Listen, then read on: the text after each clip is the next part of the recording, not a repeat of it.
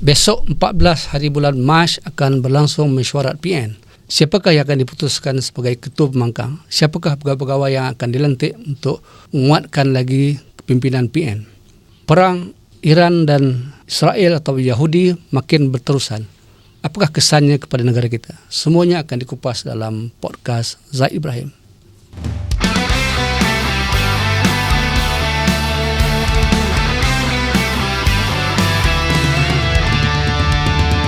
Assalamualaikum warahmatullahi wabarakatuh.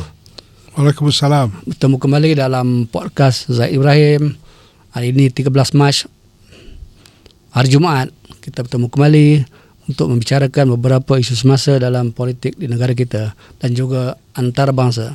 Tapi sebelum itu, kepada penonton-penonton podcast ini, sila like dan subscribe podcast ini terlebih dahulu supaya anda terus mendapatkan maklumat-maklumat yang terkini daripada podcast ini. Tok, apa khabar, Tok? Alhamdulillah, baik. Baru balik Daripada Kota Baru. Kota Baru, ha? Oh, semangat sikitnya. Semangat nasi kerabu budu. Oh, nasi budu, ha? Dan juga nasi Arab. Colek sekali lah, colek. Colek sekali. Colek. Itu yang semangat balik Kuala Lumpur ni. Tak ada lagi kuih lain, Din. Kuih dia nibak. Oh, tak pernah dengar tu, kuih apa? Kuih nibak dan juga grohok. Ada lagi, sedap. Oh. Telur. Oh, dalam tu telur. Oh. Saya baru balik lah, jadi balik, ha? gemuk sikit lah. Yalah, Kelantan ni kalau tak makan banyak rugi tu. Rugi. Sebab makanan dia banyak dan sedap-sedap. Sedap. Saya pun antara kegemaran saya Kuala Lumpur ni makan Kelantan lah. Oh. Kalau pagi itu antaranya nasi kerabu lah. Nasi kerabu adalah kedai saya tu, kat rumah saya tu. Itu memang kegemaran saya lah. Okey, hari ini kita nak membincangkan beberapa isu semasa dalam politik kita. Yang pertamanya kita nak membincangkan mengenai mesyuarat PN. Besok 14 hari bulan akan diadakan mesyuarat PN yang pertama selepas Dr. Ahmad Samsuri ataupun Dr. Sam dilantik sebagai pengerusi. Yang kita dipahamkan sebelum ini antara agendanya ialah untuk memutuskan siapa akan dia akan diputuskan sebagai ketua pembangkang dan seterusnya, sebab Hamzah sudah dipecat daripada Bersatu dan dia sekarang tidak ada parti, dan Bersatu sentiasa menekan supaya dilantik seorang individu lain sebagai ketua pembangkang, dan Bersatu mahukan PAS. Dia mahu PAS mengambil alih jawatan tu lah, sebab dia kata oleh kerana PAS ni banyak kerusi dan dia kata PAS wajib memegang jawatan itu. Yang keduanya, saya rasa juga besok akan diputuskan mungkinlah pelantikan pegawai-pegawai lah, sebab macam siusa, bendahari semua sekali ataupun struktur, sebab pilihan raya pun dah dekat. Jadi saya nak minta pandangan Datuk tentang yang pertama tentang ketua pembangkang, Datuk. Apa pandangan Datuk dalam mesyuarat besok? Jangkaan. Ya, saya tak tahulah, nak agak cuma saya harap seperti yang kita tahu, ketua pembangkang ni dia tak perlu dari Bersatu. Dia ahli parlimen yang membangkang kerajaan itu boleh dipilih oleh ahli-ahli parlimen pembangkang. Dia tak perlu parti Bersatu. Jadi saya harap Datuk Hamzah dikekalkan lah sebagai ketua pembangkang, kerana saya tak nampak orang lain yang lebih layak lah. Dan saya nampak PAS pun begitu rapat sekali lah dengan Hamzah ni. Daripada pandangan luar lah, saya tak tahu sangat, tapi setiap kali Hamzah diserang oleh pihak parti dia dulu, bekas parti dia bekas parti dia tu, nampaknya Tok Guru Hadi dan pegawai-pegawai lain membela dia. Jadi saya sangat gembira dalam melihat hubungan rapat antara Hamzah dan parti PAS. Jadi elok-eloknya besok dialah dipilih sebagai ketua pembangkang supaya selesai semua ni. Tapi saya tampak Tan Sri Mahyudin ni bersungguh-sungguh nak menyekat daripada kenyataan dia tu, menyekat Hamzah. Cara mana dia nak buat tu saya tak tahu lah, tapi dia kata dia ni memang nak hadir besok. Eloklah Tan Sri datang, barulah kita dapat dengar ucapan dia, kan. Tapi saya harap pegawai-pegawai lain yang dipilih juga, bukan saja ketua bangkai yang mustahak kan, struktur organisasi PN itu.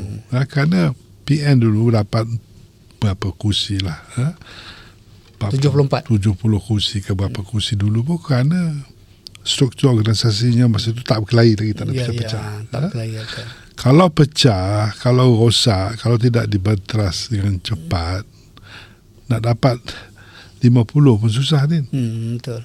Kita jangan ingat dulu kita dapat 76, maka pilihan raya ni akan jadi 86. Dia tak berjadi, dia tak begitu. Jadi kalau PN nak susun betul-betul, esoklah masa je. Selesai segala masalah, lantik orang-orang yang berkemampuan untuk mengurus struktur parti, organisasi parti, kempen parti, siapa ketua, siapa setiausaha agung, siapa ketua penerangan, siapa yang boleh bercakap isu ini, siapa, dan apa lagi yang perlu dibuat untuk menunjukkan PN ni parti yang hidup lah, yang masih hidup, yang masih relevan, yang masih boleh diharapkan oleh rakyat untuk menukar senario politik kita. Menukar kerajaan yang ada sekarang lah. Ya, daripada kerajaan yang ada sekarang. Untuk pelantikan ketua bangkang ni, dia kalau seseorang tu tidak ada parti, dia tak ada masalah untuk kekal. Tak ada. Asalkan dipersetujui oleh ahli parlimen pembangkang. Kan?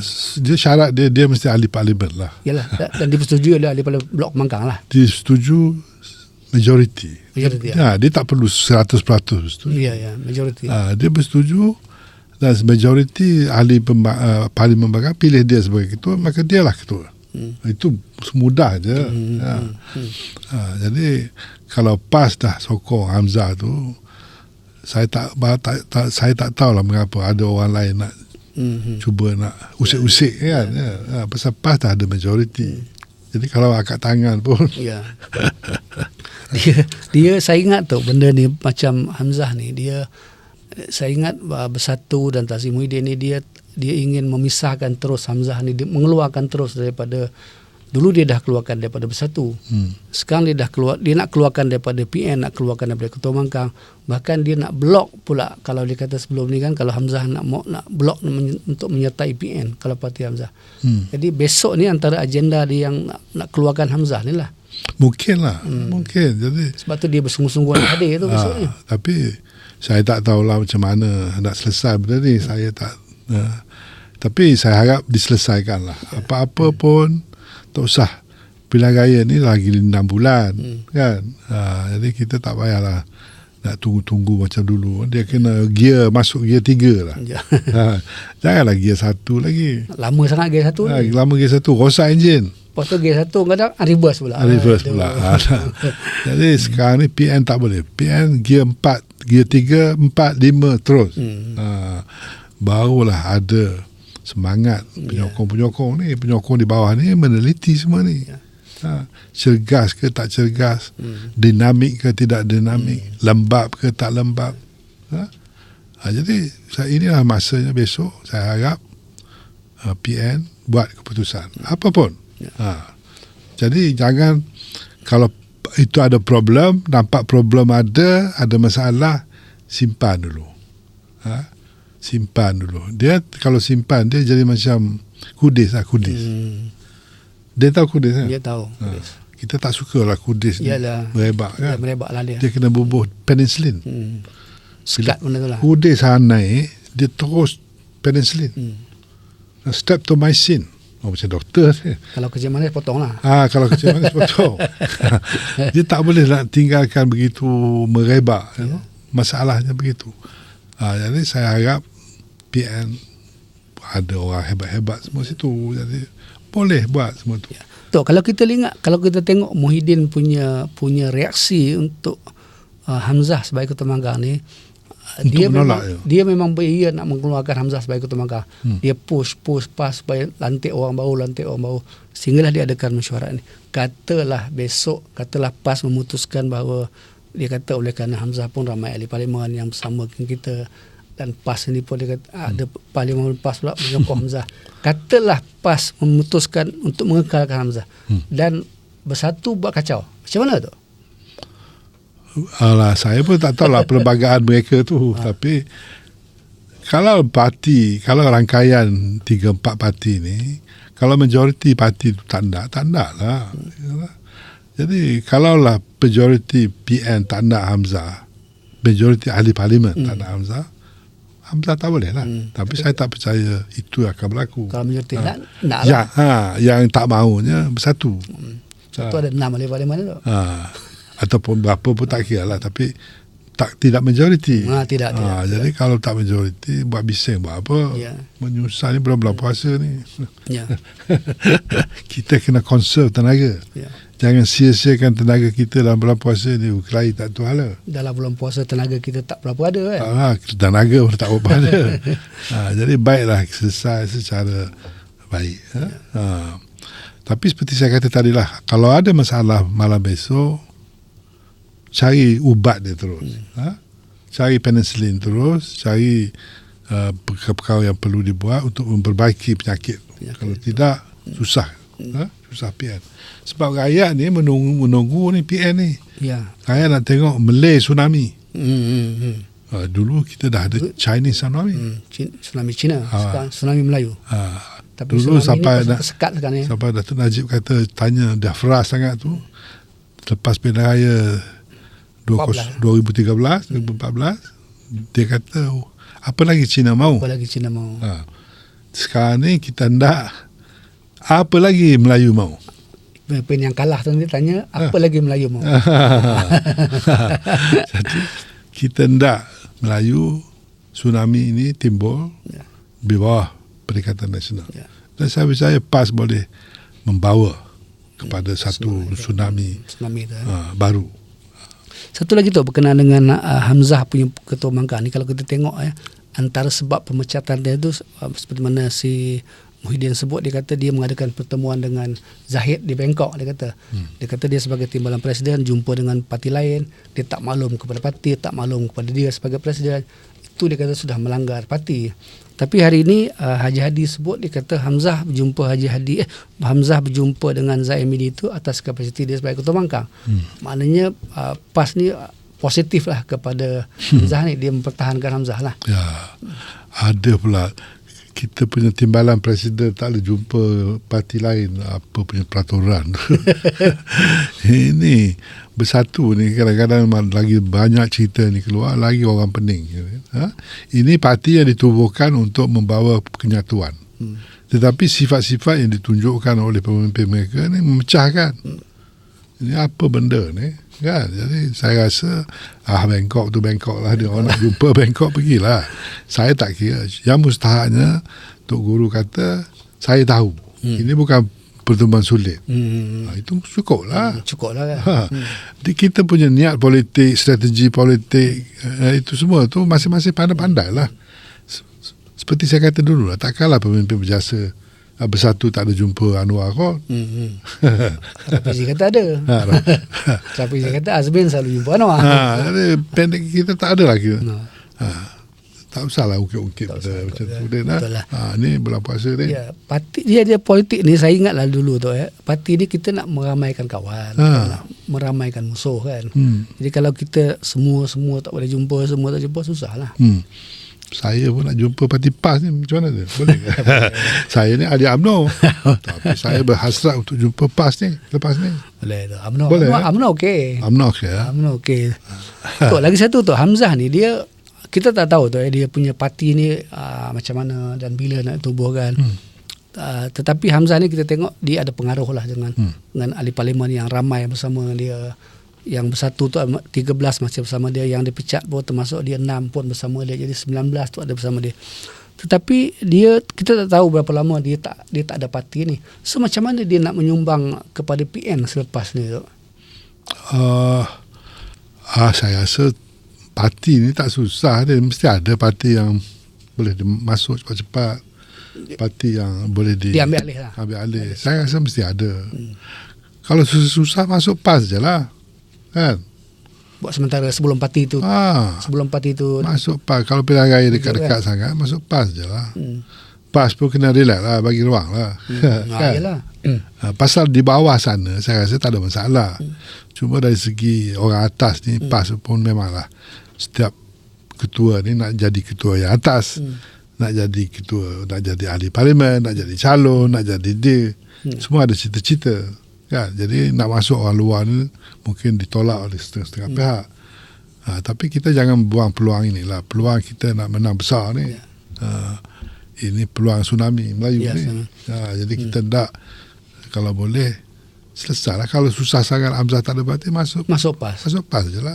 Tapi PAS ni tu, kalau kita tengok sejarah-sejarah yang lepas, dia terbuka untuk menerima orang baru sebagai, kalau dia boleh ambil Ibrahim Ali, takkan tak boleh ambil Hamzah. Syahidan Kasim contohnya kan, 2-3 hari sebelum pilihan raya lepas dia masuk PAS. Tak ada susah lah pada saya. Sebab dia tahu orang tu kalau ada pengaruh dia tak ada masalah. Dia akhirnya menguntungkan dia lah. So itu pilihannya yang terbaik lah. Kalau dia tak ada apa, dia masuk PAS lah. Satu lagi tu, PN ni kalau kita tengok, ialah kita harap benda ni selesai lah. Tapi kalau tak selesai ni, macam mana tu? Orang cakap ni pengurusi ni macam, pengurusi PN baru ni adalah orang sebut macam agak perlahan sikit lah tu orang kata. Biarlah. Dia baru dilantik, baru 2 minggu kan. Sebulan lah. Kan? Mungkin dia nak tunggu mesyuarat besok lah. Bila dah ada pegawai-pegawai semua dah tahu, saya rasa dia akan lebih aktif lah. Saya rasa bulan puasa lagi pun susah sangat nak jadi aktif kan. Kan? Letih kan. Tapi kali ni tu oleh kerana raya ni kan, oleh kerana kerajaan tidak membenarkan agensi kerajaan buat majlis hari raya. Saya ingat Samsuri kena buat majlis buka puasa lah. Majlis hari raya di Kuala Lumpur tahun ni. Majlis hari raya Perikatan Nasional. Besar-besaran. Tapi makanan sederhana lah, bukanlah makanan mewah macam. Tak payah buat hotel lah. Tak payah hotel.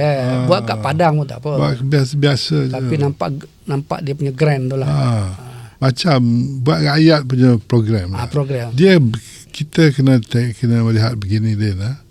Kita kalau parti Perikatan Nasional ni, kalau parti PAS lah sebagai asas dia, pokok dia, tunjang dia, dan ditolong oleh parti-parti pemimpin Melayu lain, dia tak boleh tunjuk sikap-sikap korporat. Dia jangan main sikit lah. Jangan, dia kena tunjuk rakyat punya itu. Dia tak boleh buat. Kalau UMNO buat di hotel KLCC, dia tak boleh buat walaupun dia ada duit pun. Image tu mustahil. Betul. Kita punya pemimpin di Malaysia ni sejak merdeka ni, pemimpin kita ni banyak yang kaya-kaya sangat. Yang miskin tu yang awal-awal dulu ya, Tengku, Tun Razak, tak apa kaya. Yang lain semua kaya. Yang lain super kaya. Yang tetap miskin, pengikut dah. Jadi budaya, kalau kita nak reset politik Malaysia ini, pemimpin PAS dan Hamzah semua ni tak boleh tunjuk korporat punya sikap. Duit banyak, joli, buat program besar-besar, buat benda yang kecil-kecil tapi bermakna. Jadi kita ingat apa kekuatan selain dia ni anak kepada Ali Khamenei. Murtabak Khamenei yang Ayatollah Murtabak Khamenei ni di negara barat dia orang perli dia sebab dia tak ada rumah, dia sewa. Jadi orang kata macam mana nak jadi ketua Ayatollah, rumah pun tak ada. Aduh, kalau Malaysia tentu tolak tu. Tapi itulah sikap dia. Murtabak lebih suka orang kata dia tak ada duit, dia tak peduli kepada duit. Dia tidak perlu rumah, dia kata. Saya perlu negara Iran. Itu rumah dia. Itu rumah saya. Sebab itu dia sewa sana, dia sewa sini.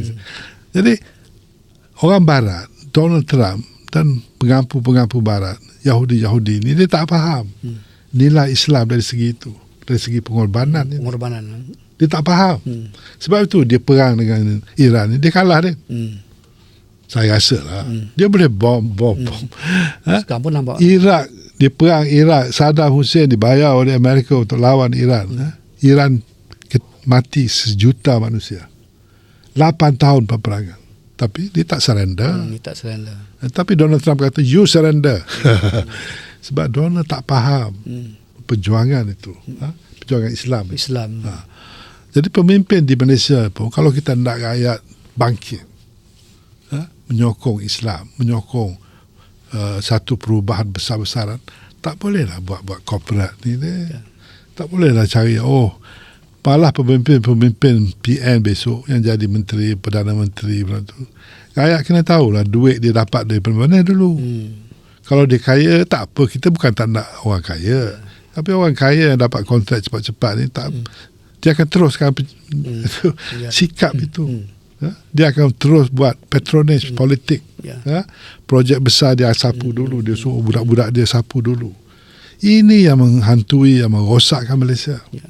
Kalau kita nak jaga rakyat, pemimpin tak boleh kaya lah. Tak boleh kaya cepat lah. Macam mi lah dia. Tak boleh instant mi. Instant mi ni sedap sehat, makan, tapi bagus. tak sihat. Tak sihat. Instant kaya pun tak sihat. Dia kena pelan-pelan. Usaha. Jadi sebab itu saya nak tunjukkan. Daripada peperangan, saya nak sebut sikit tadi lah. Peperangan Iran dengan Amerika dan Yahudi ini menunjukkan satu perkara yang dunia tak faham pasal Islam. Sebab Iran ni bukannya dia ni dah 50 tahun di sanction. Apa dia sanction Melayu kata? Economic sanction. Ditahan. Ditahan oleh semua negara barat, semua kuasa besar. Tapi dia boleh hidup. Dia hidup seorang-seorang dia. Muncullah dia ada minyak. Tapi dia boleh buat roket, dia boleh buat misal projektil, dia boleh buat drone sendiri. Itulah kelebihan institusi pengajiannya, institusi sains dan teknologinya. Tapi ada orang sini perli, dia kata ni pak ulama ni bukan tahu apa. Pak ulama ni tak boleh merintah. Itulah setengah-setengah orang tuduh PAS ni. Mentang-mentang lah dia tak sekolah di Harvard ataupun tak sekolah di Oxford. Atau tak sekolah di London School of Economics, maka dia ni tak erti apa. Dianggap tak pandai lah. Tak pandai. Tapi Iran telah membuktikan semua itu. Tanpa itu pun mereka lebih jauh. Cepat itu. Sebab itu balik kepada Malaysia ni, kita nak reset negara ini, kita nak betulkan benda yang tak betul ni, kita tak boleh pakai lah formula barat tu. Formula barat ni, kereta outrider 6-5 orang. Apa benda ni? What are you trying to show? Nak tunjuk apa? Pemimpin Islam dia tak ada macam tu pun. Kalau zaman dulu lah. Tak ada pun. Islam bukan itu, bukan. Jadi saya haraplah benda-benda macam ni kita mulakan dengan gerakan besar-besaran, menyedari rakyat, kita boleh ubah negara ini dengan ketulusan, dengan keikhlasan, dengan pengorbanan. Kalau kita ada 3 ini, insyaAllah. Apa lagi Melayu mau? Betul. Kalau kita tengok perang Iran dengan Yahudi, Amerika ni tu, kalau tengok dah masuk minggu kedua kan. Minggu ketiga. Kalau kita tengok bandingkan antara Amerika dengan Iran ni, kalau kita tengok patutnya dah kalah dah Iran ni. Itulah Donald Trump nak kalahkan dalam masa seminggu. Seminggu, tapi tak kalah-kalah dia lagi. Nak buat style Venezuela. Tapi tak adalah. Macam mana dia nak kalah? Dia ingat bila Khomeini dibunuh dengan 40 orang tentera, panglima mati, pengiring dia, maka rosak. Rakyat akan keluar di bandar-bandar meminta kerajaan berubah. Tapi rakyat keluar 1 juta menyokong Khomeini. Jadi Amerika dia bukan faham. Dia tak faham perjuangan rakyat Iran. Jadi kita di Malaysia pun kena ada perjuangan lah. Sebab itu, tapi dia perlu kepimpinan lah. Dia apa-apa perubahan memerlukan satu cara baru yang dilaksanakan. Mana perang Iran, Amerika, Yahudi ni, mana ada benda yang kita boleh belajar lah. Kita boleh belajar dan kita perlu bangga. Bukan, inilah orang kata mundurnya Islam ni. Mundur apa? Amerika dah nak surrender lah. Jadi kalau Murtabah dan Khomeini dan tentera-tentera mereka boleh lawan Amerika dan Yahudi Netanyahu tu, syaitan Netanyahu tu, takkan kita di Malaysia ni nak mengaku kalah? Takkan cukup dengan 43 kursi? Kita kena 120 kursi lah. Mana Islam lepas ni PA2 kata kena menang banyak lagi tu. Banyak kita boleh. Dan inilah kekuatan kita yang bangsa-bangsa lain akan faham. Kalau bangsa-bangsa lain nak kan perubahan, kurangkan rasuah, kurangkan kuasa MACC tak betul. Penyalahgunaan kuasa. Nak hapuskan semua itu, kena pilih pemimpin-pemimpin yang sedar tentang kepentingan agama dalam dasar dia. Orang yang tak ada agama ataupun pura-pura agama. Ada juga orang berpura-pura ni, Din. Dia langgar ya tu. Dia langgar semua. Tapi semua. dia pakai macam-macam lah. Baca ayat tu ayat ni, tapi dia tak percaya pun. Yang bagusnya kalau berpedoman dengan agama ni, sungguhnya dia tahu dosa dan pahala. So dia tahu sempadan. Dia tahu sempadan. Dia sempadan. Kita orang Islam kena tahu sempadan, apa yang boleh, apa yang tak boleh. Jadi inilah yang kita perlu perubahan di negara ini. Saya pun bukanlah sekolah Arab, Din. Bukanlah madrasah punya orang. Tapi semangat Islam tu kuat nampak sekarang ni. Saya bukan sekarang ni, dah lama. Dah lama.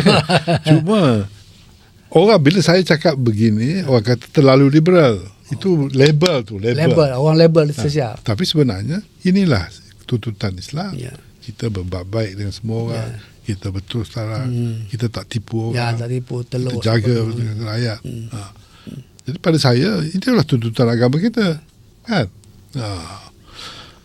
Dan kebetulan apa yang dikehendaki agama itu sesuai dengan PN dan diterajui lepas sekarang. Jadi PN PAS ni kena, tapi PAS lah kena teladan dulu deh. Kalau pemimpin PAS tak sanggup melangkah ke depan, mencorak perkara baru, perjuangan baru, falsafah baru, siapa nak ikut? Dia orang akan kata, kalau macam ni kita ikut Zahid je lah. Ataupun Anwar je lah. Sama lah, Anwar Zahid ni guru yang sama. Guru sama. Jadi apa guna?